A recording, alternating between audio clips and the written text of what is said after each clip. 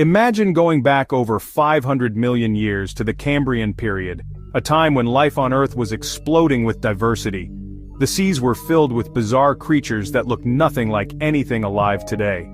And among them swam one of the earliest apex predators, the Anomalocaris. At first glance, it might remind you of a shrimp crossed with an alien. In fact, its name literally means abnormal shrimp.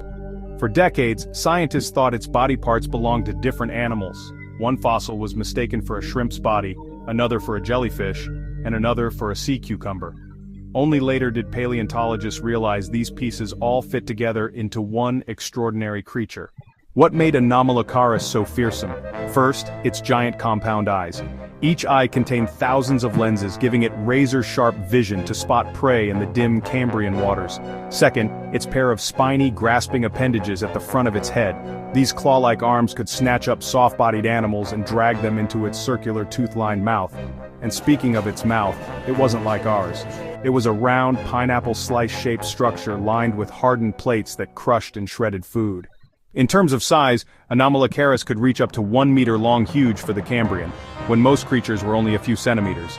That made it the top predator of its ecosystem, patrolling the oceans for trilobites and other early arthropods. But here's the fascinating part. Despite its terrifying appearance, some scientists think it might not have been able to crush the hardest trilobite shells. Instead, it may have preferred softer prey, vacuuming up smaller animals or scavenging remains. Either way, it completely changed the food chain of its time. Why is Anomalocaris so important today? Because it represents one of the first steps in the evolution of complex predators. Before creatures like this, life was mostly small, simple, and slow. Anomalocaris brought speed, vision, and hunting strategy into the oceans, setting the stage for the predator-prey arms race that continues even today. So, next time you think of sharks or killer whales as apex predators, remember, over 500 million years ago,